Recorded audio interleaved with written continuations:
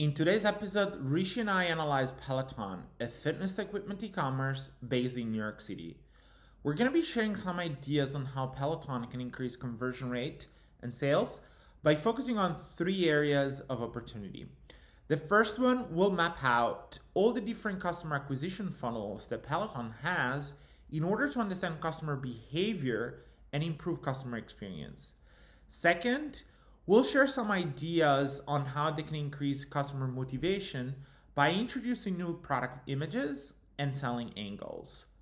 Third, we'll share some ideas on how they can increase the perceived value of their product, which honestly is quite expensive, by introducing price justification and customer stories. Now, before we get started, we have a lot of new episodes coming out in the next months. So if you don't want to miss out of them, just hit the subscribe button and you'll get notified when a new one comes out. Now, time to get into the show, so keep watching.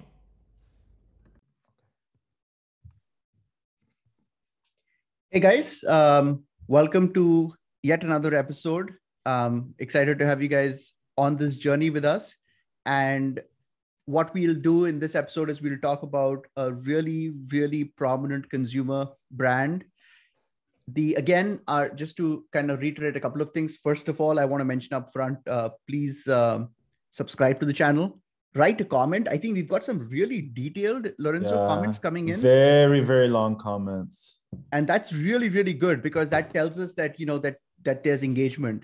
And we're talking about a bunch of things for, making the show even more accessible, even richer. So we'll continue doing that. But today, we're going to talk about Peloton, which is a workout bike. I'll just get to it very quickly. The thing I want to just mention again is that all of these analyses that we're doing, two things to mention. First of all, we are not working with the client or we're not working with the brand. So we're just speculating on things that how we would approach problem solving on our end. But the second thing is that every brand that we've worked with or that we've covered in our show, these are all incredibly successful businesses. And we are not at all suggesting even remotely that these are some flaws in what they're doing. They actually don't need any of these ideas. They're doing really well. I think our purpose is to talk about other things that they can think about to further optimize conversion rates. So that's the spirit with which we're doing it.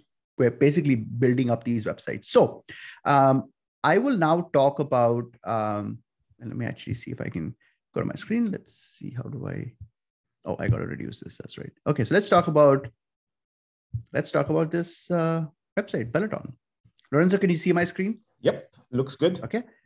So this is, we're looking at the desktop version. I mean, I know Lorenzo was looking at the mobile version and we should look at the mobile version, but I think there's better real estate here just to give us a layout. So we're looking at the Peloton bike. They have like two different models. They have the Peloton Bike Plus and the Peloton Bike. And so we just focused in on the Peloton Bike. And as you can see, it's a very to me, it looks like they've been very thoughtful about the design, their color choices, their font choices, their aesthetics, and their visuals. Clearly, they are going after a premium segment of the market. And what I like I actually thought this image, I don't know, Lorenzo, what your thought was, but I really like this image a lot. They're showing, first of all, they're showing an African-American gentleman, which is good. But they're also showing someone who's kind of like not super, doesn't look like he's super ripped, He's healthy for sure. And so I think he's more relatable. Plus he's slightly older, which I also think is kind of, he's not the kind of person I would actually see in, on this kind of device, which is actually a very specific buyer psychology choice. Absolutely. Because a lot of people who are thinking about working out feel like they can't do it. And so by showing an image of someone who you wouldn't expect to see in a gym, you actually are making this more accessible. And I want to kind of draw attention to this point that, this looks like a simple image, but actually there's been, I'm sure we don't know this for a fact, we're speculating, like anthropologists, studying Egyptian culture, we are just speculating on how the pharaohs actually lived.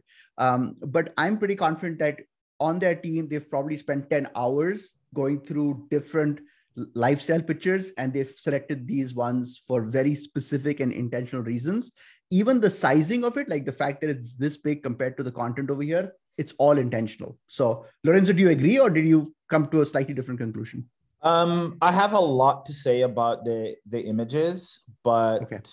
Maybe later on. I don't want to. Okay. And I should mention this point as well, that we don't compare notes before Yeah. our call. We kind of understand basically the structure of what we'll discuss, but it's very possible, and I'm sure this will be beautiful when it happens. It will invariably happen, is that I will put together this grand thesis about something, and Lorenzo will say, actually, it's completely wrong. And that's good. We're not, none of us knows the right answer. I certainly am wrong 9 times out of 10. But that was the conclusion that I had when I looked at this. So anyway, there's a aspirational headline over here: transform your workout with game-changing cardio. Again, transform is a really important choice. It's a transformation. They talk about their price point, $1,495. Plus delivery and setup of $250. This is extra. Then they also talk about you can pay monthly. So clearly it tells me like they've thought a lot about pricing, and you'll see that lower on the page as well. They kind of emphasize this detail quite a bit. Shop bike, again, 100% or 0% APR, monthly financing, free home trial, and these are all clickable elements. This takes you away from the product page. Yep. Not my favorite choice, but they clearly think that this is something important content. I thought this was kind of interesting. They compared the costs, and this is something that I did not cover in my analysis. But me neither. But I love it. I love it. It's super very interesting. Yeah. That's right. And it basically they are not looking at other workout bikes as a competition. They're looking at gyms or spinning classes as a competition, and so they really very cleverly construct a wizard around it. So I thought this was good. We won't talk about it too much, but it's definitely a useful point over here. Again, over here they're emphasizing the cost savings. Train for 1/4 the average cost of a studio class, fitness class. Again, talking about a firm. So this is one of the things that we're doing. Actually, this is something I should mention very briefly. So the way you understand what is important for a client is by paying attention to what the client is emphasizing. It's a really important technique. So to me, the fact that they're talking about 0% APR, the fact that they're talking about a price, plus the monthly breakdown, plus the fact that they're talking about this, plus that they've given so much real estate above the fold to this pricing, tells me that the client probably has some data that tells them that price point is a big point of friction. And so if I were to come up with some kind of strategy around pricing, it won't be the wrong strategy, because I can make out on the page itself that that's something that's being heavily emphasized. Over here, then they talk about, what it really kind of, it includes immersive cardio experience, and they talk about weekly classes, on-demand library, motivating instructors, diverse class types. Again, just the key attributes of why someone would sign up. They also have a preview class. Really like this sort of preview class. They're not. Yeah. So really sort of preview class. Yeah. I like this video. I think one of the things that I think they should do more of is like this excitement around working out and stuff like that. But they had this video. We won't obviously be playing the whole video. It's a fairly straightforward page. Cardio and strength. They show different types of classes that they have. Yeah. I have some thoughts about this. I did not cover this in my analysis, but I'll just give very briefly my thinking around this. Is that I believe that the retailer, the brand, should always focus on the primary use case. So if I've come to this page looking for a cycling product, that's what I want. And I would have actually given more real estate to the different cycling classes, because that's what I'm thinking about. And I would not have talked about the other benefits you get with our subscription. But that was just a side comment that I'd made, and I didn't cover it too much in my in my analysis. Then they talk about try the classes before you take the bike home. And so that's the other thing. And then when you come here again, a very interesting lifestyle choice. Again, same kind of concept, different gentleman. Yeah, he looks more fit though than he does look. Yeah, he does actually look more fit. Come on, look at the arms. No, he's out of control. Yeah, exactly. No, you're absolutely right. And they've got a little parallax effect over here where the image stays and the text appears. Again, very similar to what Apple will do. This experience is built for your best efforts, so go ahead, give it all you have. And then over here, they're showing the various components, the compact design. So if you click on it, there's a little light box experience. I like it. It's well designed, adjustable element, the quiet technology, immersive, the classes again. Then they have reviews. And so, Lorenzo, one thing I realized this morning was I didn't look below the reviews. And because in my brain, I've been conditioned that reviews is always at the lowest part of the page. And this morning, I realized that they actually have content below the reviews as well. So it was, again, it just goes to show like, the user does not, like we have these, I don't know if you looked at below the reviews, but I didn't even bother to look below the reviews, unfortunately. So, if the CRO guy doesn't scroll, imagine if users do, right? That's right. That's right. Yeah. Yeah. There's something about seeing reviews. I just don't know why I always assume reviews are the last thing that's on a page. So I unfortunately missed all of this. But I think Lorenzo did look at all this. So there's a fair amount of content they have over here. They have some hidden gems and written content as well.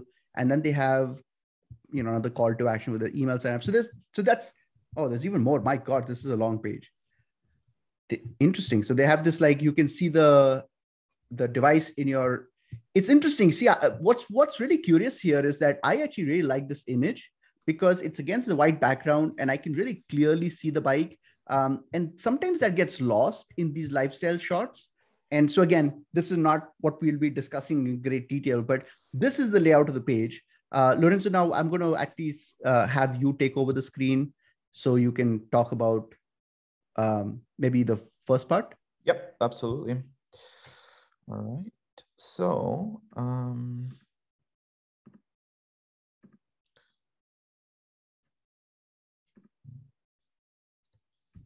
me if you can see it. Can you see it? I can see your screen.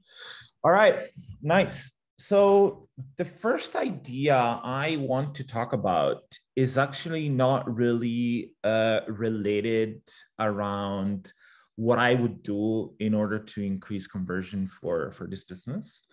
But it's more around, if I get hired by this company, by Peloton, and, what I do is always like, okay, here's a bunch of questions I have for these guys, right? As sort of like a checklist of questions before working together. And a lot of those questions are kind of like a checklist, but then a lot of those questions come from me analyzing the site without even talking to them just yet, right? So my first idea is all around the data analysis part of the business. So I noticed few things, few different journeys that users can go through. In fact, I call the acquisition funnels. So let's look at the first one.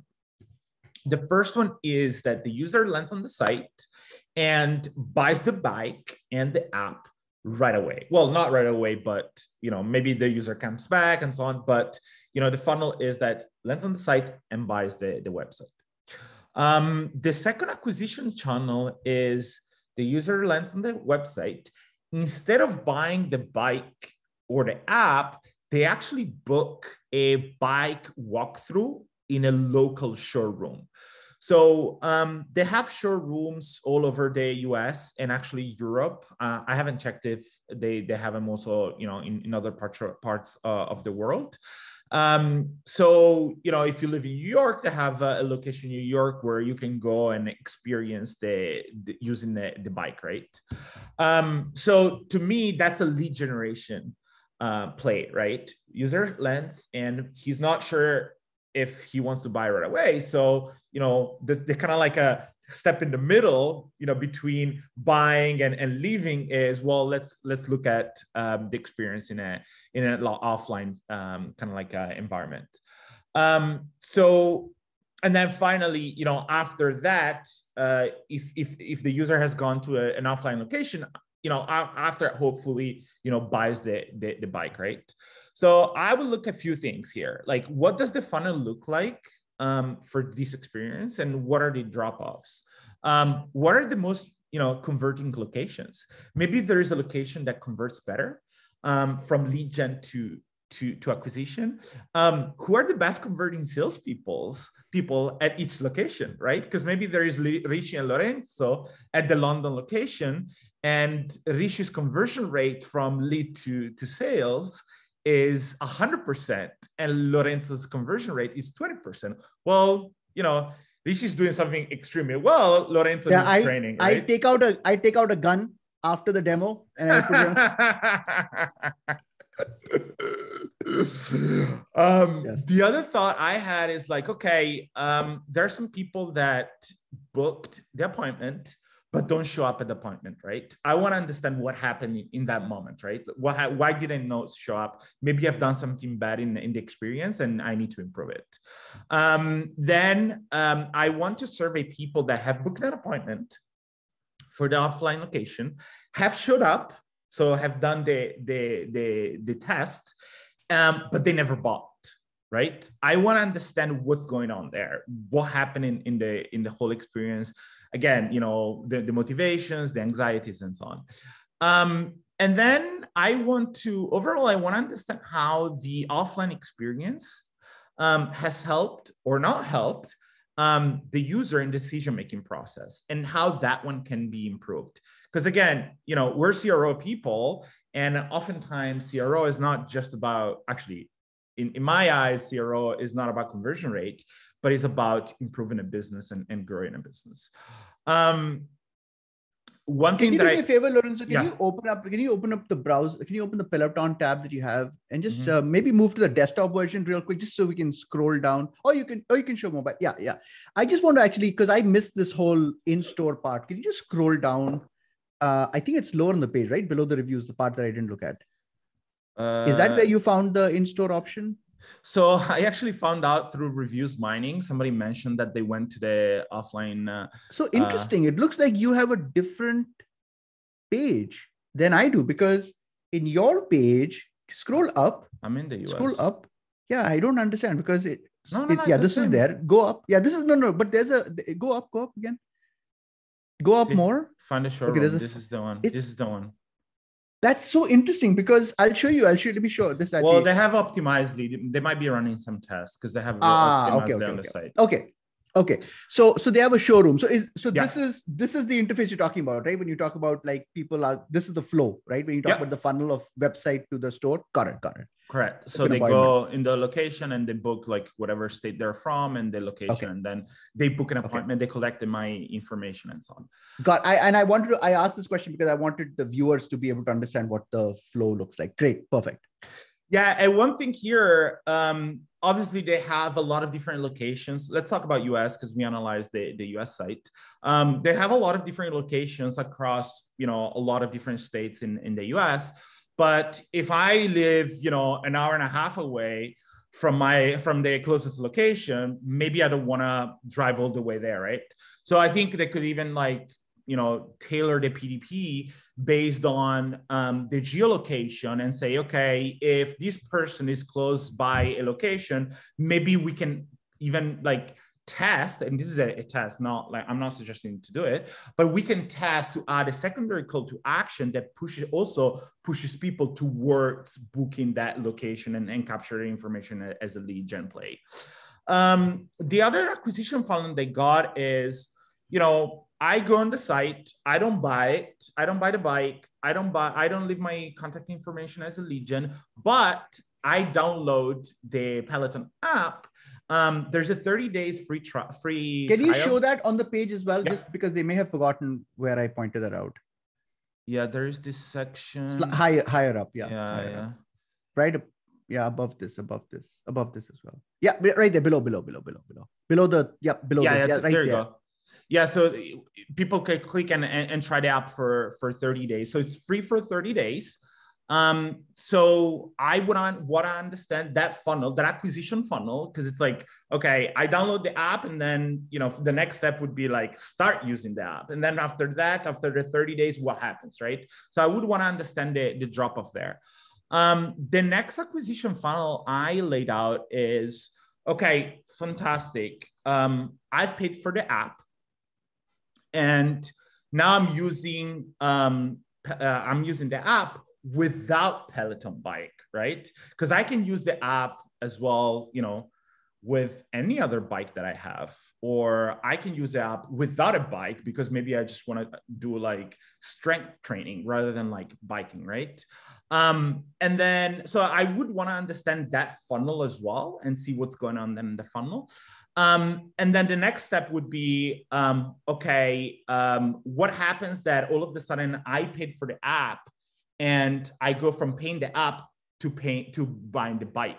Like, how does that experience look like? Do they push people to go from paid app plus your own kind of like bike to paid up towards the Peloton bike, right? The next one is, from reviews mining, I found out a few things. I found out that people use it in hotels. So basically, Peloton has partnered up with a bunch of hotel chains. Yeah, I didn't know about this. I didn't even notice from the website. I discovered it through reviews mining. So they have like a lot of hotels throughout the US. This is, the dots represent all the hotels where they have the at least one Peloton bike. They also have corporate wellness partnerships. So that means that, a bunch of companies pay for a Peloton bike so their employees can use it at the office. The other thing that they have here is also commercial, which means like, let's say you live in a big residential building. They sell the Peloton bike to big residential buildings. So I would want to understand what they do to acquire customers throughout those funnels, right? Imagine tomorrow I come to visit you in Florida, and I'm staying in a hotel, and I go to the gym just because I want to exercise, and I see a Peloton bike, and that's the first time. So what happens? Like, Lorenzo has never used the Peloton bike before. How do they onboard me on the bike, right? I would want to understand that funnel. And then the last thing I have here, a few people from reviews mining, they said, a few of my friends or my neighbors have a Peloton bike. And before pulling the trigger and going ahead and buy the Peloton bike, I went to their house and I tried it first, right? Because maybe, like, again, they might not be aware about the location, or they feel more comfortable going to their friend's house and so on. So now, let's say you're a customer, you already have a Peloton bike, and I'm coming to your house to try it. Well, what does the acquisition funnel look like there for Lorenzo, who's friends with Rishi? Again, kind of like a referral. I called it referral funnel, because I would want to understand how they're actually onboarding Lorenzo in that experience. The second thing and so this is all about acquisition funnels, like map out all the acquisition funnels to understand them. And I'm sure there is a lot of other acquisition funnels that I would probably discover if I, have a better understanding of the business. The other thing that I wanted to mention is that, so Peloton is the classic example of Internet of Things product, because basically they have a physical product, the bike, with a software or an app. So that's the kind of classic definition of Internet of Things. Now, what happens is, because the experience is not just on the site, is also within the app, I would want to understand how they're actually able to stitch the data between the on-site experience and the in-app experience.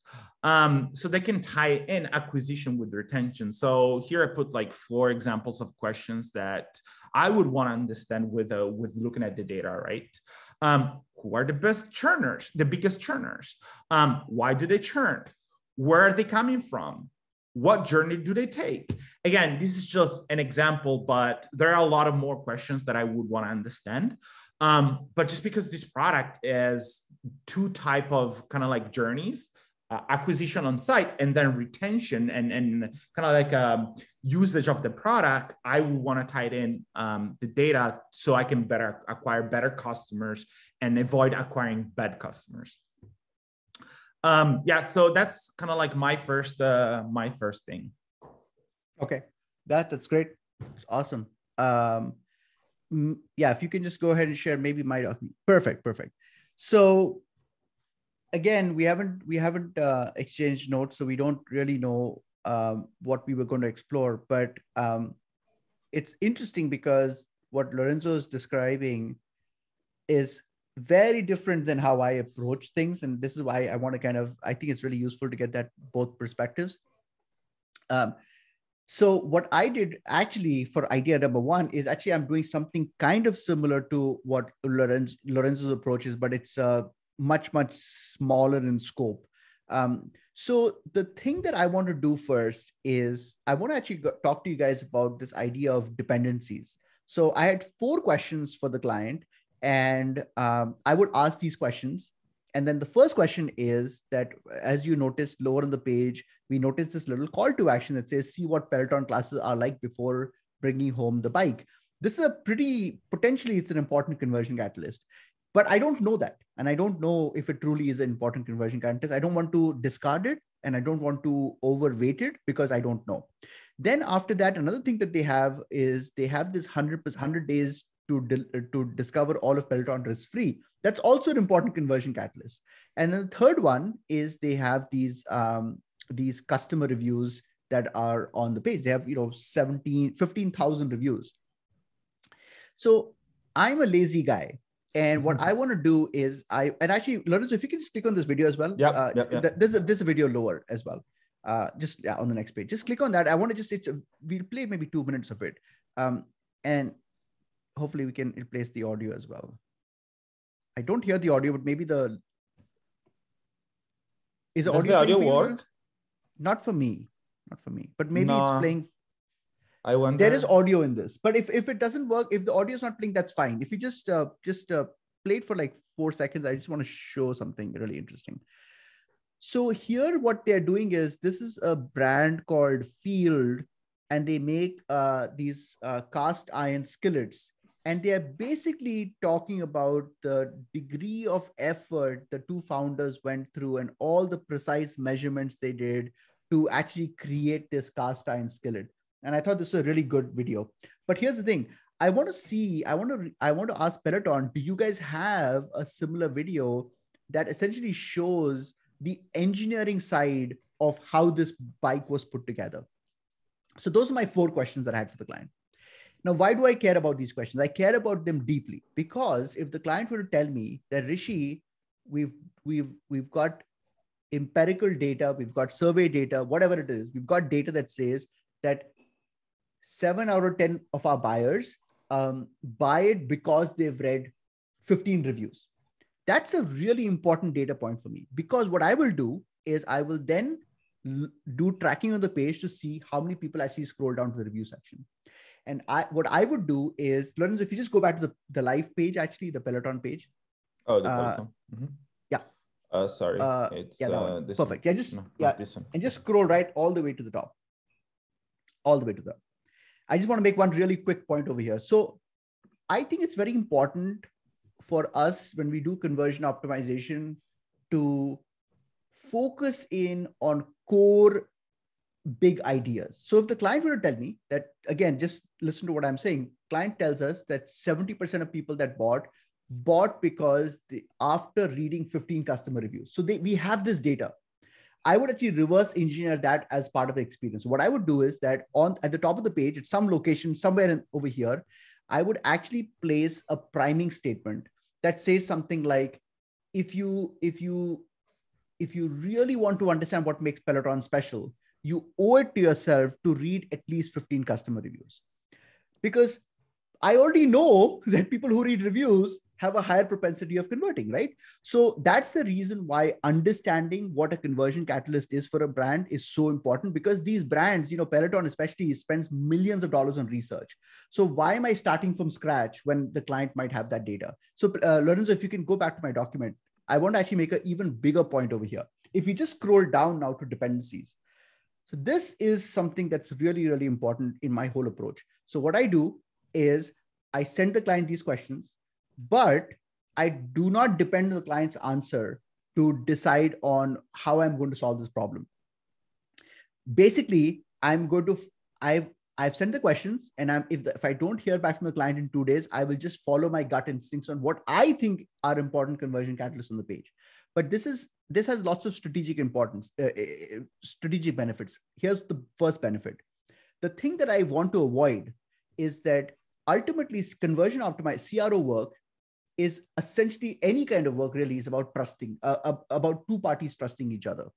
The last thing you want to do, especially as an external consultant, but this is true for internal teams as well, is to construct a concept where you've kind of made a bunch of assumptions, go to the management team and say, here is our great idea. And for the management team to say, Rishi, you've overlooked a really important detail. In your concept, reviews are not given much prominence, but 70% of people that are buying after reviews. What that does is it shakes the foundation of the project. And it's very, very difficult. I've failed so many times in my career.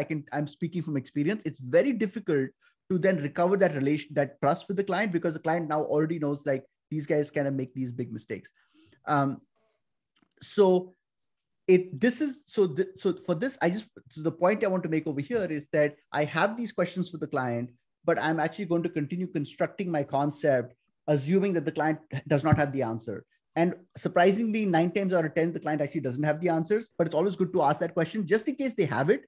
I can use it to construct my concept, but it should not prevent us from, sometimes what I notice is that we get stuck and we say, okay, I'm completely depending on the client to answer these questions so I can move forward, and the client doesn't have an answer. So the important thing is to assume that I always assume that the client doesn't have the answer. How would I have dealt with it? I already am working in parallel. If they come back and they have the answer, I've wasted 2 days worth of data. But if they don't, then at least I've made progress. So that was my first concept, Lorenzo. And it's back to you. Yeah. So I wanted to add something to the idea of basically like priming the customer to read reviews. So this is actually a classic example where you're not really leveraging copy to persuade the customer, the user, and increase motivation of the user towards the purchase.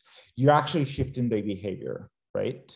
And these two things are extremely different because they kind of like copy focused sort of like experiment is very much towards, okay, I need to like help somebody go from A to B, right?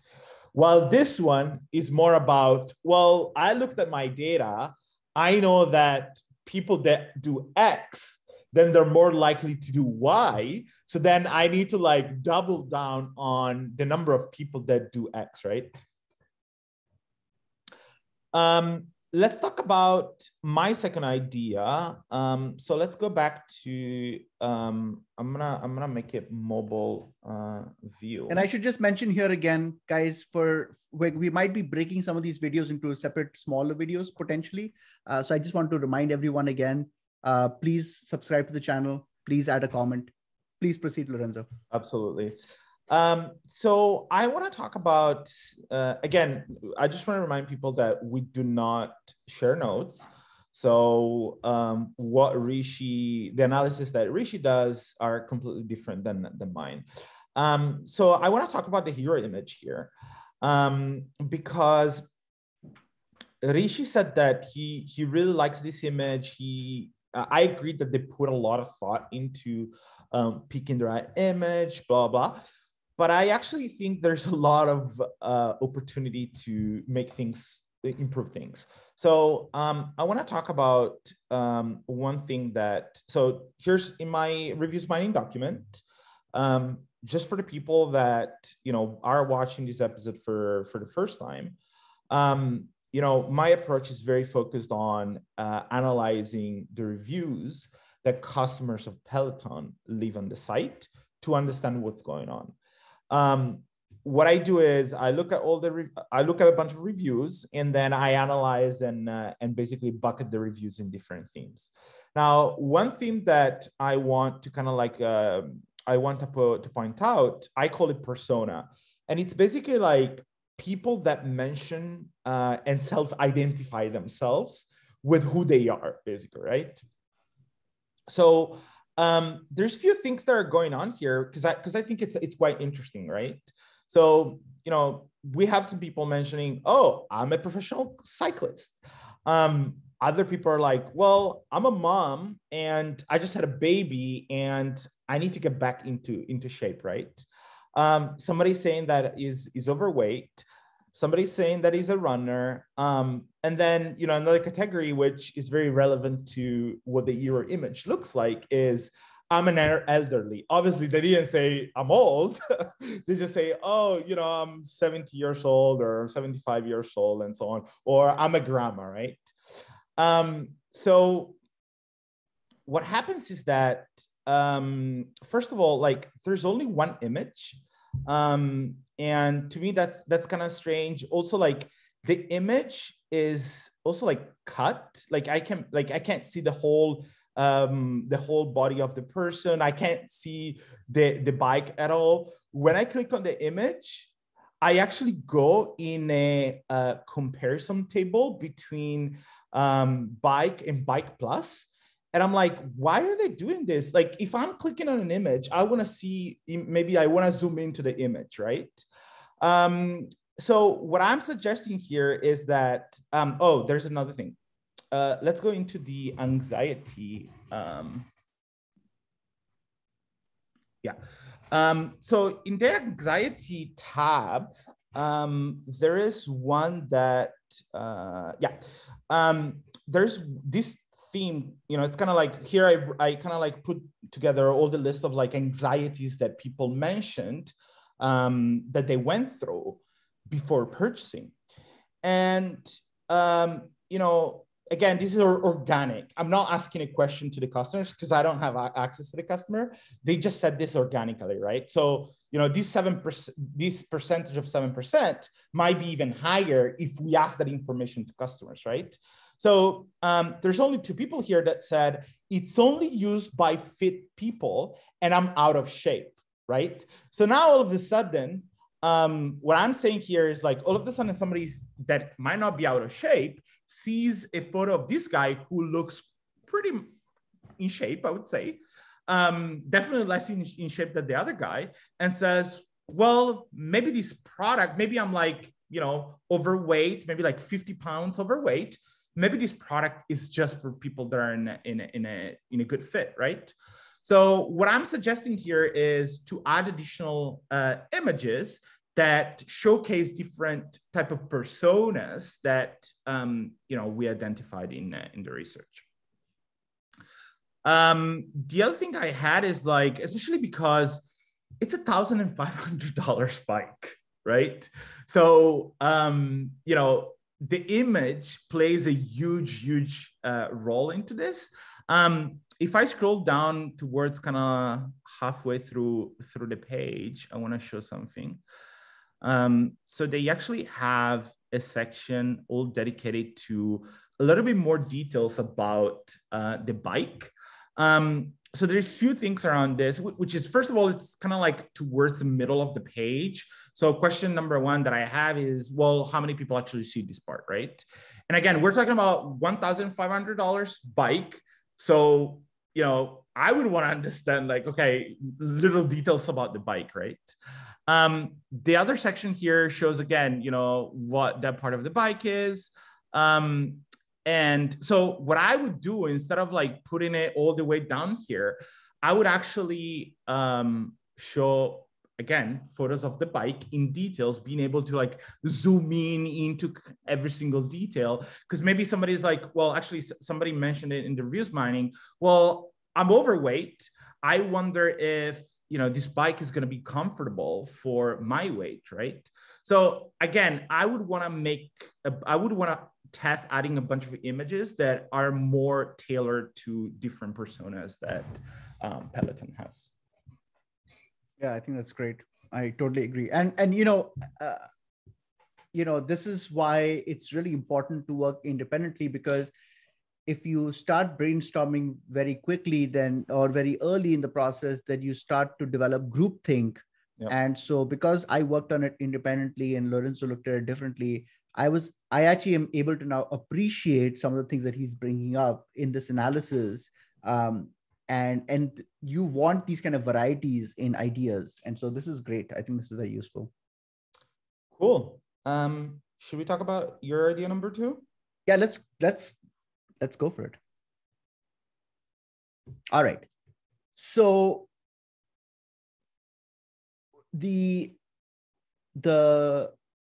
when I was doing the deconstruction, where I'm essentially kind of studying every element of the page, which we have not covered in this episode, but it's there in our earlier episodes. It's definitely there in our first episode for Dyson. So please do check it out. But when I do the deconstruction, one of the things that's really important to me is that I always like to have a central point of view for a concept and then bank the whole concept around that point of view versus having, let's talk about 20 different attributes. I like to know, like, I want to understand, because ultimately there's a very specific reason why people buy. Like, for example, like if you, just to give you some context over here, like for their app, they talk about the fact that you don't only have to do the bike workouts with the app. You can actually do other kinds of workout. To me, that is a cherry on top. That is an additional benefit. I don't think that there are many people that are buying the bike specifically because the app allows you to do other types of workouts. I think it's almost like, you're having this internal debate with your brain, and this is another data point that you're using for that argument, but it's not the central theme. And my whole approach on conversion optimization is to really focus in on central themes. So if you go back to the page, Lorenzo, very quickly, just one of the things that I try to do is I try to understand where the client is paying attention. We talked about the fact that the client is really sensitive to the price point. But if you actually look at the rest of the page from a design perspective, I mean, Lorenzo and I look at e-commerce websites all day long. I would say this is one of the better designed e-commerce sites. And I can tell you that they've spent hundreds of thousands of dollars designing this website, which tells me at a very fundamental level, they really, and even if you, Lorenzo, if you scroll right to the bottom of the page, I want to see a nice picture of the bike where they just show the bike with a white background. I hope we can find it. I think in my desktop I could find it, but no, I remember. It's when you can use right here. Yeah. I mean, if you just look at the shape design of the bike, I mean, just the color choices, the red they've used, just the design of it, it's very clear to me this is not a mass consumer product. I think they've definitely, there's a matte finish to the metal. It's clearly, it's clearly really thoughtfully done. And you look at the design of the page. So to me, it tells me that is the nature of the product. It's like this premium product. I think affluent people are buying it. People that care about design, I think a lot of people are buying it. I have no data to support this, but I think a lot of people are buying it because Peloton is a cool brand. It's like a popular brand, and the product looks cool and all of that good stuff. I'm pretty confident that we won't do this, but if you went to an Amazon and you look for a workout bike that has a video system, you would probably be able to find lots of knockoffs that are. So I don't think their customers are even looking at those price alternatives. So my point here is that all of that said, I kind of came to the conclusion that this is kind of like the Apple of workout bikes. And so I thought my theory is that, and I have two different theories. One of my theories is that this is an aspirational purchase. People are buying it because they want to feel good. They want to feel good about it. It's almost like a piece of, it's kind of like a piece of art in your house even. So I think there's an aspirational aspect of it. And I kind of thought about the psychological driver of the buyer, and the psychological driver that I kind of zeroed in on is this idea that the buyer is thinking to themselves, how much better would my life be if I incorporated Peloton into my life? Like how, that's the narrative that I kind of zeroed in on. And I don't know why I zeroed in on that narrative. The part of testing is that I'm actually less interested in being absolutely correct. I actually want to have a strong point of view, test it, and let the testing data tell me if it's the right direction or not. So I kind of stopped there. I could have spent 6 months doing research to verify this. It doesn't matter. I just kind of quickly jumped into the core idea. Now, once I have this idea, I need to come up with selling angles around to support that idea. So a selling angle basically is a building block, is the support beams for my sales pitch. And so I had to really think about like, what are the selling angles that I want to focus on? If it's an aspirational product, that means it's something they don't have and something that they really want. What circumstances could the user have been going through in their life that I would like to build my sales pitch on? I just want to mention upfront is that I'm not suggesting that these selling angles are perfect or they, but these are what I came up with. So the first one I came up with, this idea is a reset, because usually I look at working out as being a transformation, and people typically want to do a transformation when they've kind of had it with a certain kind of like with some progress happening in life, and they want to like embark on a new journey. And so that to me was a psychological driver that's going through. By the way, I should just mention one last thing over here, and this is really important in context of this, the work that I did.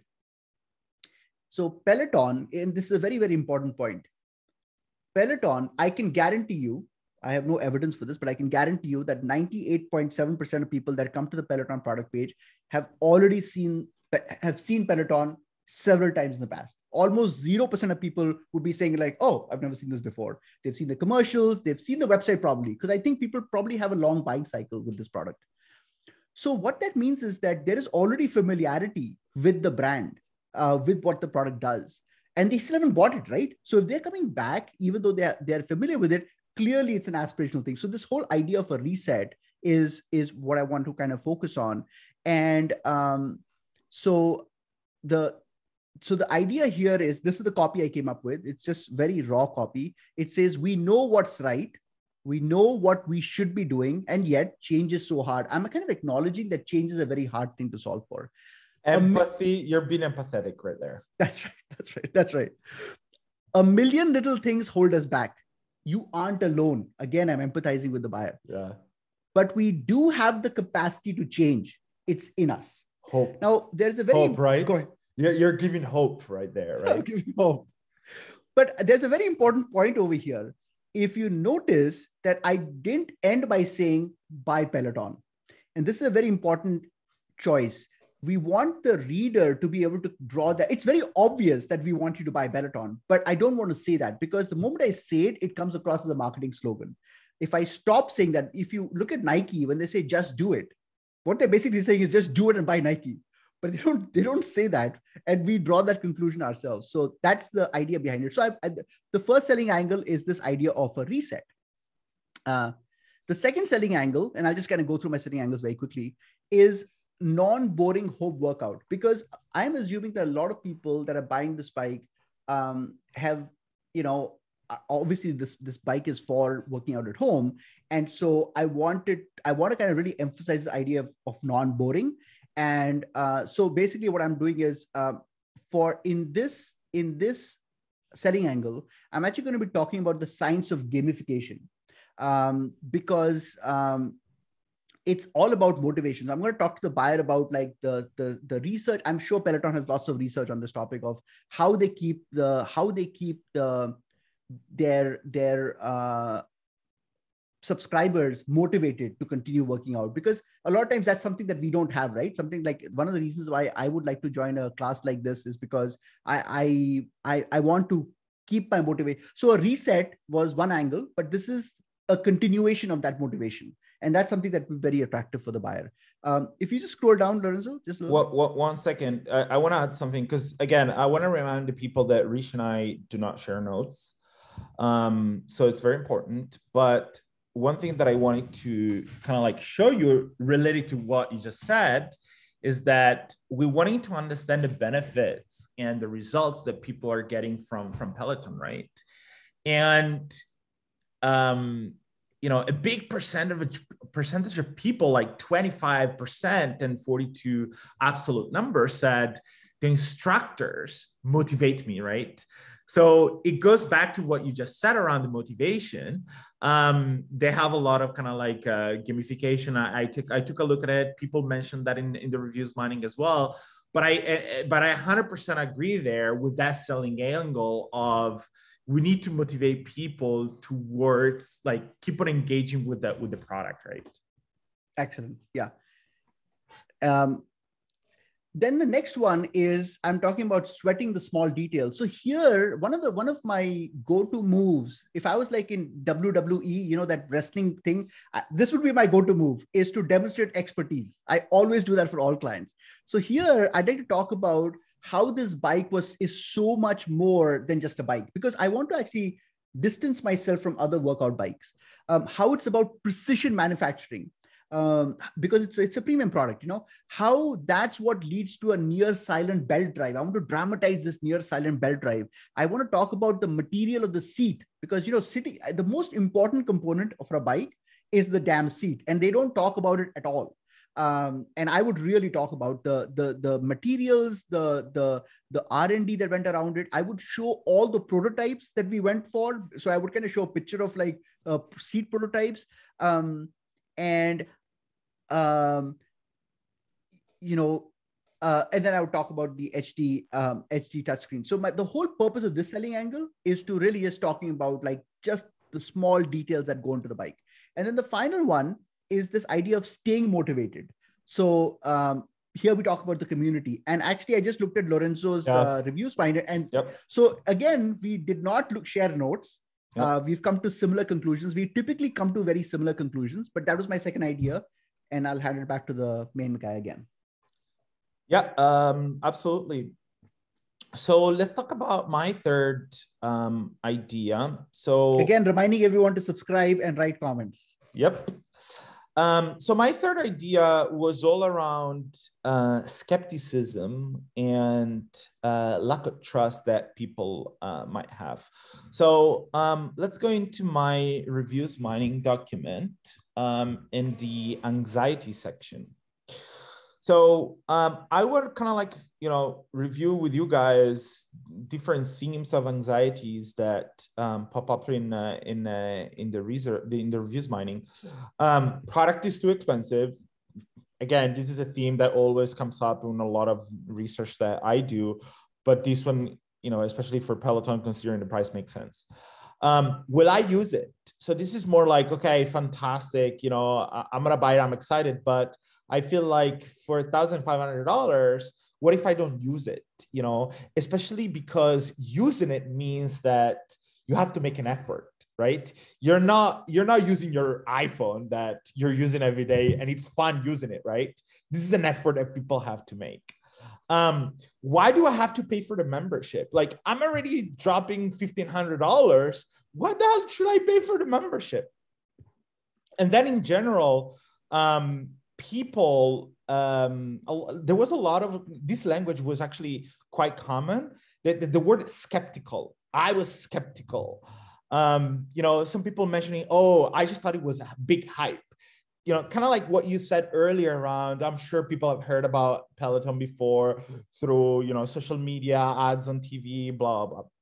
So the other thing I want to show to people is another tab that I created, which is called post-purchase emotions. Now, this is basically like, the way I framed this is there was a pretty good percentage of people, 13% out of like around 50 reviews that I analyzed, that said, you know what, I actually wish I bought it earlier, right? So there was a sort of like a FOMO effect, right? There's like, oh my God, I can't believe I waited for, some people waited even like years before buying it, right? So my recommendation based on this kind of like skepticism and all these anxieties and so on, actually, before I go there, I want to share another thing that I noticed. So in this section of the page, we have this, kind of testimonials. And a few things, as you can see, having a Peloton bike at home has been a game changer for me. Yeah, I mean, sure, interesting, to read this review, but anybody can say something like that. Like, Peloton could have written that. I'm not claiming that, absolutely not.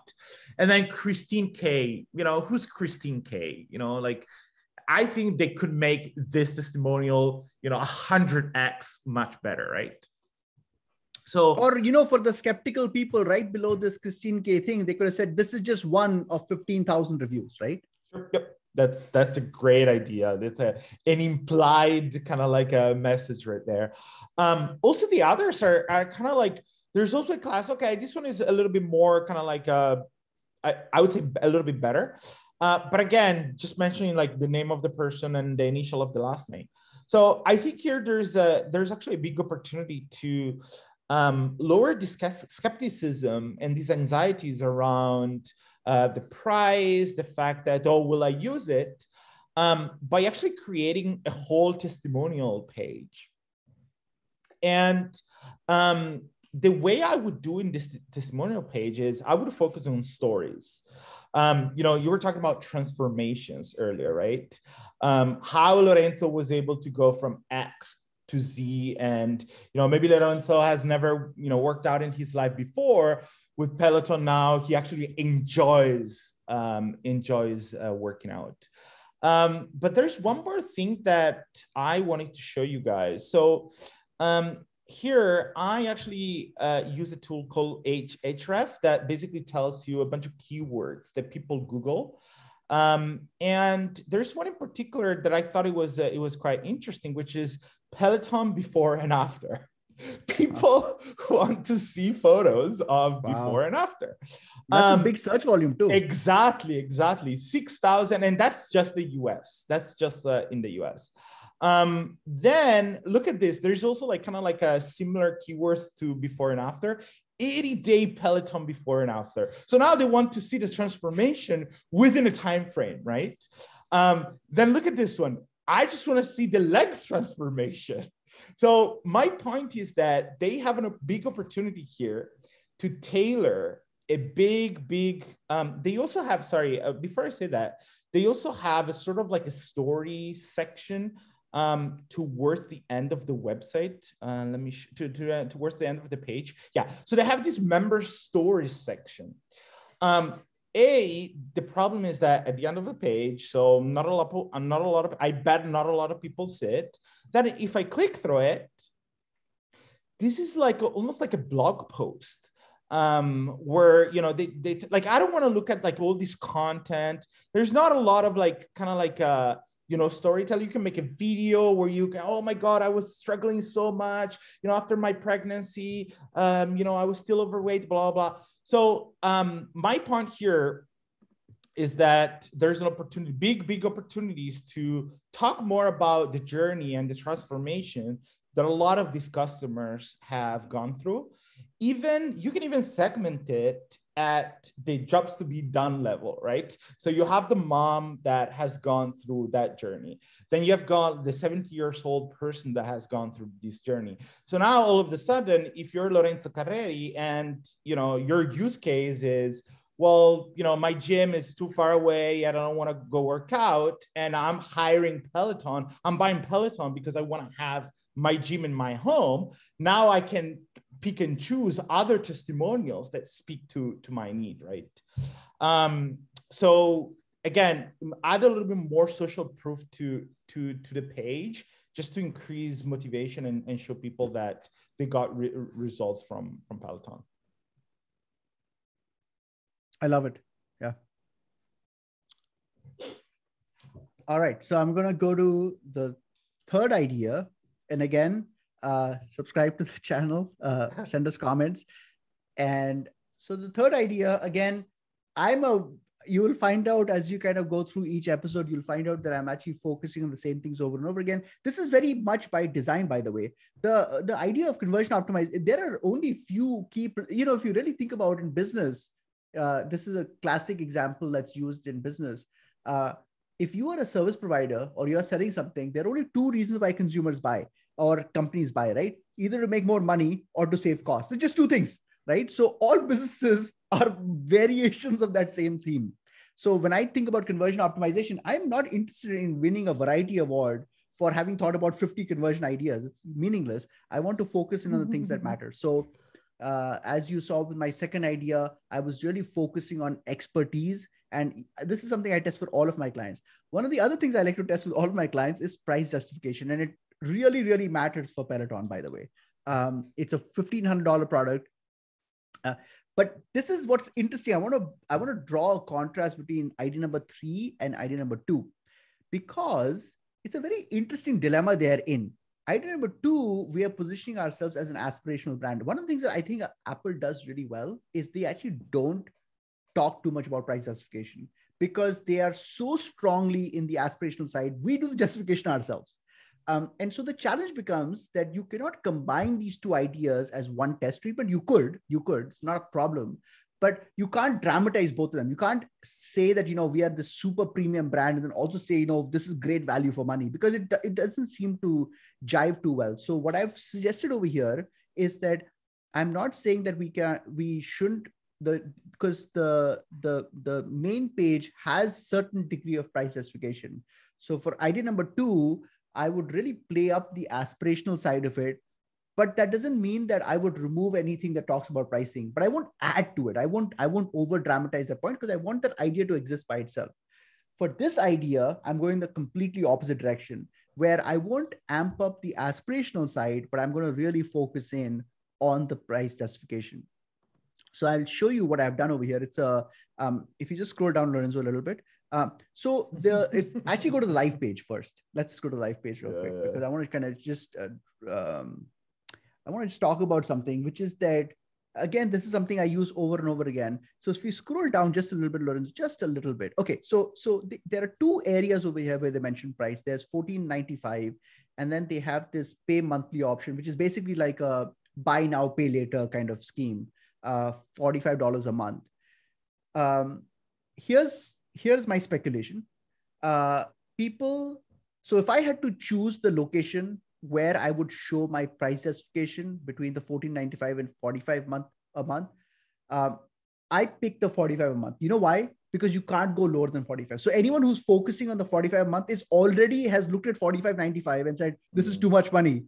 And now they're looking at 40. So the fact that they're looking at 45 a month already tells me they're price sensitive. No price insensitive person would be fixated on the 45 a month. The whole idea of buy now, pay later is based for people who are price sensitive. So that is a location I picked. So Lorenzo, now if you go back to my concept, this is a really bad design, and I'm not a graphic designer, but I wanted to intentionally use a design element that really stood out. And by no means is this good design. I just put it together this morning, but it says quality matters. And the whole idea is that you would click on it. And when you click on it, if you scroll down, please, Lorenzo, then there is this light box pop-up that appears. And I've actually written a little bit of the copy. I want to just set expectations over here, because I don't want anyone to read this copy and say, Rishi, this copy is not great. It takes us 20 hours to write copy. We go through like 5 or 6 variations. I unfortunately could not spend 20 hours to write this copy, but I wanted to show you guys the starting template. And you guys can then take it. Important. Yeah, right? yeah, exactly.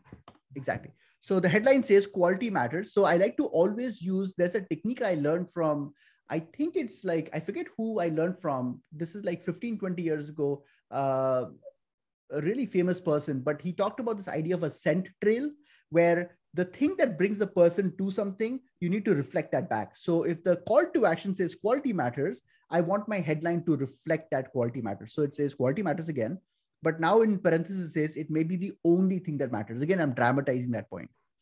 I made a mistake over here. It says beauty experts. That's actually wrong. It should have said is our job as, can you just change that, Lorenzo, as workout bike experts or whatever, just workout bike experts. Yeah.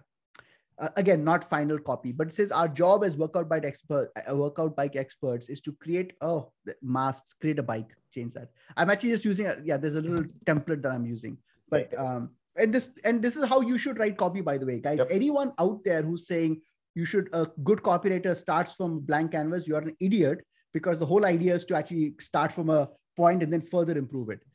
So create a bike that strikes a perfect balance between price and quality, because who's coming to this light box? The only person who's clicking on this button is someone who's saying even $45 a month is a lot of money. And so I don't want to say that it's less money, because that's you can't say that, because the person knows what more money is. So what I want to do is I want to kind of play on the quality aspect. That's the only lever I have available. So I'm talking about balancing between price and quality.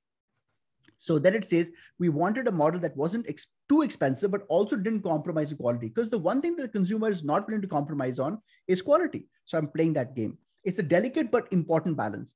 We have a moral obligation to vigorously and continuously research our bike and challenge our team to push harder. So again, just kind of dramatizing the fact that we're constantly working on this. We work with our medical team to push the boundaries of what a good workout looks like. So again, kind of making it sound, and I'm sure this is true. By the way, I'm making this up, but I'm sure this is true, that they have a medical science team. We work with our engineering team to push the ergonomics of seat design and near silent belt drive technology. If you look at this on the left-hand side, I've actually made a little graphic to dramatize and reinforce that same point. And then it says even seemingly small details like the thickness of the rubber used in the bike handlebar are studied in annoying detail. Every detail matters.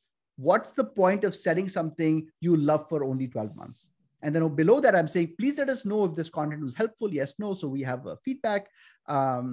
And I think, Lorenzo, that is the end of my, that's my concept.